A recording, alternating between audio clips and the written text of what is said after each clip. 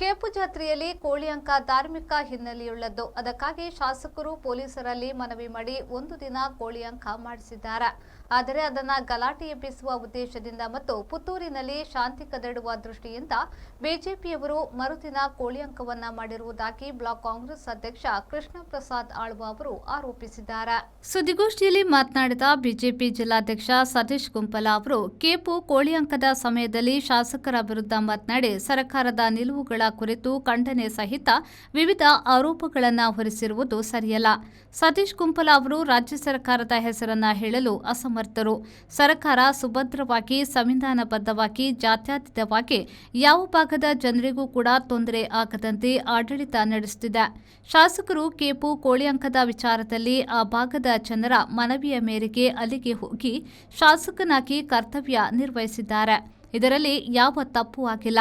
ಹಿಂದೂಗಳ ಧಾರ್ಮಿಕ ಸಂಪ್ರದಾಯವನ್ನ ಕಾಪಾಡಿದ್ದಾರೆ. ಪುತ್ತೂರು ವಿಧಾನಸಭಾ ಕ್ಷೇತ್ರದ ಭಜನಾ ಮಂದಿರ, ದೈವಸ್ಥಾನ, ಅದರ ಅಡಿಸ್ಥಳವನ್ನ ಅವರವರಿಗೆ ಸಿಗುವಂತೆ ಸರ್ಕಾರದ ಮುಖಾಂತರ ಆದೇಶವನ್ನ ಮಾಡಿದ್ದಾರೆ. ಸಾವಿರಾರು ಕೋಟಿ ರೂಪಾಯಿ ಅನುದಾನವನ್ನ ಪುತ್ತೂರಿಗೆ ತಂದು ಮಹಾಲಿಂಗೇಶ್ವರ ದೇವಸ್ಥಾನದ ಅಭಿವೃದ್ಧಿಯನ್ನ ಮಾಡುತ್ತಿದ್ದಾರೆ. ತಾಲೂಕಿನ ಎಲ್ಲಾ ದೇವಸ್ಥಾನಗಳಿಗೂ ಅನುದಾನವನ್ನ ನೀಡುತ್ತಿದ್ದಾರೆ ಎಂದು ಹೇಳಿದರು.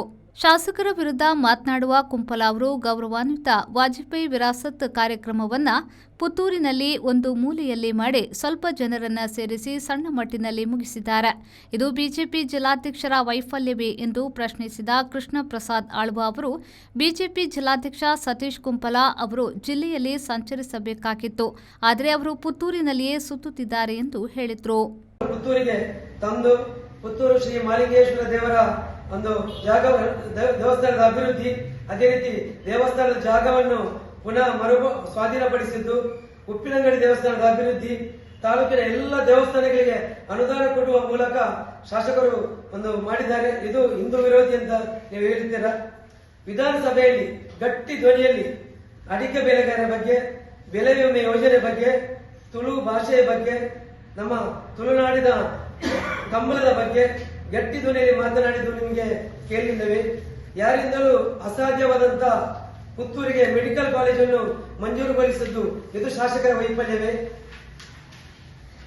ಸುಮಾರು 2008 ಕೋಟಿ ಅನುದಾನವನ್ನು ತಂದು ಇನ್ನೂ ಅನೇಕ ಪುತ್ತೂರಿನ ಯೋಜನೆಯ ಬಗ್ಗೆ ಗುರಿಯನ್ನು ಇಟ್ಟುಕೊಂಡು ಕೆಲಸ ಮಾಡುತ್ತಿರುವಂತಹ ಅಭಿವೃದ್ಧಿಯ ಅಧಿಕಾರಿಯಾಗಿರುವ ಮಾನ್ಯ ಅಶೋಕ್ ಕುಮಾರ್ ಬಗ್ಗೆ ಇನ್ನು ನಿಮಗೆ ಬೇಕಾದರೆ ಇನ್ನೂ ಕೂಡ ನಾವು ವಿಚಾರಣೆ ಹೇಳ್ತೇವೆ.